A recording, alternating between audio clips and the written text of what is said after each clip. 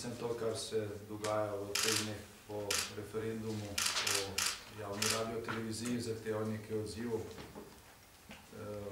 Začel bi s tem, da smo naredili nek stroškovnik naše kampanje in ta je pokazal, da je Slovenska demokratska stranka za to kampanjo porabila okrog 1500 evrov. V naših ocenah več kot 100-krat manj kot vladna koalicija, ki je šla v kar razkošno predreferendumsko kampanjo. Opozoril bi tudi na to, da se morajo tisti, ki so referendum izgubili, zavedati, da so datum izbrali sami.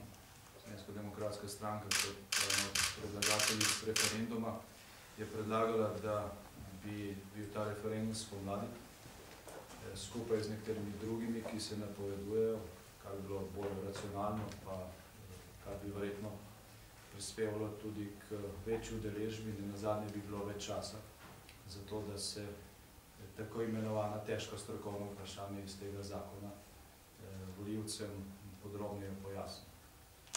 Čudi nas tudi, da tisti, ki naenkrat govorijo, kako je bila vsebina tega zakona strokovna in zapletena in da ta vprašanja niso za referendumsko odločanje, pozabljajo, da so sicer boljši, vendar zakon na isto temo. Prav oni poslali na prvi referendum leta 2005. Takrat za njih to ni bilo preveč strokovno vprašanje, do katerega se volivke in volivci ne bi mogli opredeljevati. In pozabljajo tudi, da je bila takrat na isto temo udeležba bistveno večja. Torej, ne gre samo za to, ali je vprašanje zapleteno ali ni zapleteno, ali sodi v polje, za katerega si nekateri predstavljajo, da je lahko predmet referendumskega odločanja. Na udeležbo pač vplivajo tudi druge razmere. Začudeni smo tudi nad komentarji predsednika republike. Ta ista oseba je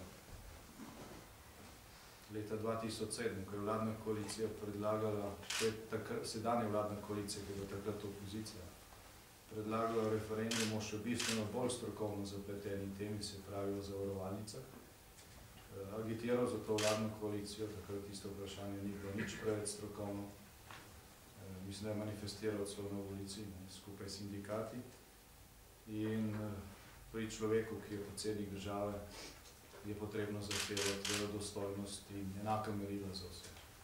Ne pa spreminjanje tega glede na to, kateri politični opciji je rezultat referenduma bližje ali ne.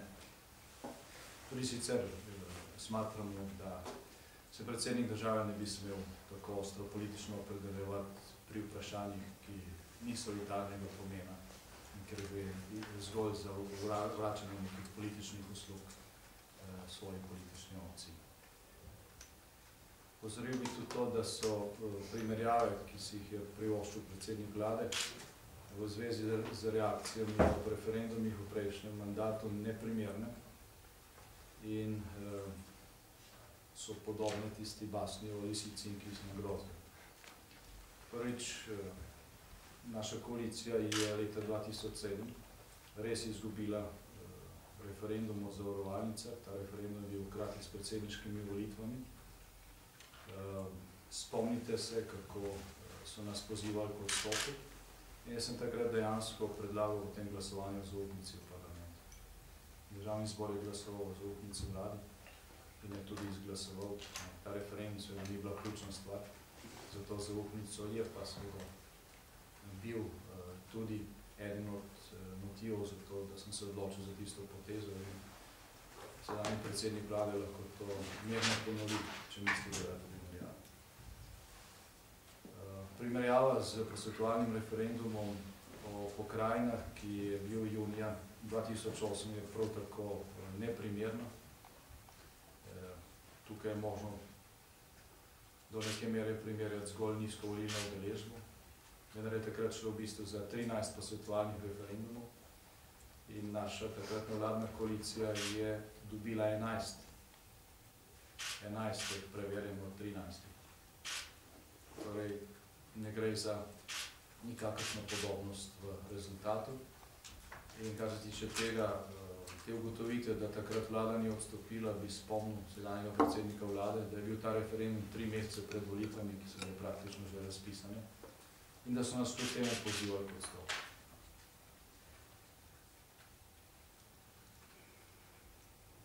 Zdaj, najbolj od vseh teh odzivov na sam referendum in na rezultat pa presenečajo te zaključki v smeri, kako je potrebno referendume, če že ne popolnoma ukiniti in preprečiti, pa kar omejiti.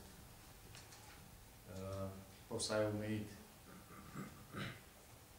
To po moje ni tista smer delovanja po tem rezultatu, ki bi bila priporočljiva za to vlado in vladno koalicijo. Jaz sem že nedeljo, potem so bili znani rezultati, povedal, katere opcije predlagamo. In tudi tista, ki je že na prvi pogled zelo koristna in primerna za vladno koalicijo, očitno ni bila resno vzeta v obzir. Namesto da bi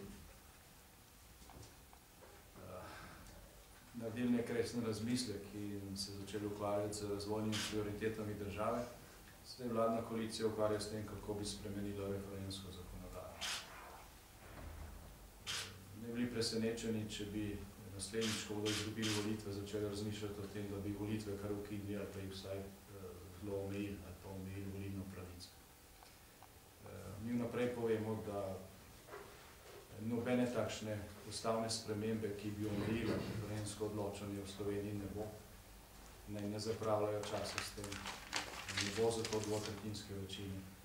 Posvetovalni referendum na to temo bi bil res zgolj zapravljanje časa in denarja. Namesto tega mi predlagamo, vladi naj se ukvarja z resnimi temami, kar se pa referendumu tiče, pa ne prisluhnejo našemu predlogu, ki je ne samo realen, ampak je tudi racionalen, to pa je, da se uvede referendumski dan glasovanja.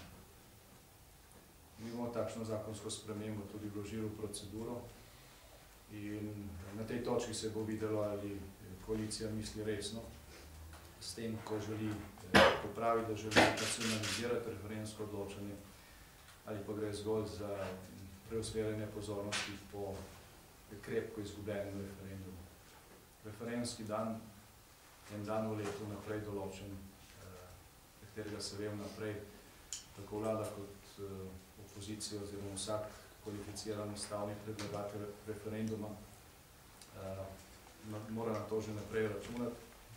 Bistveno racionalizira referendumsko odločanje, v veliki meri seveda prispeva tudi k večji udeležbi, k temu, da se več ljudi, kar je v skupnem interesu, izjasnjuje o tako pomembnih zadevah.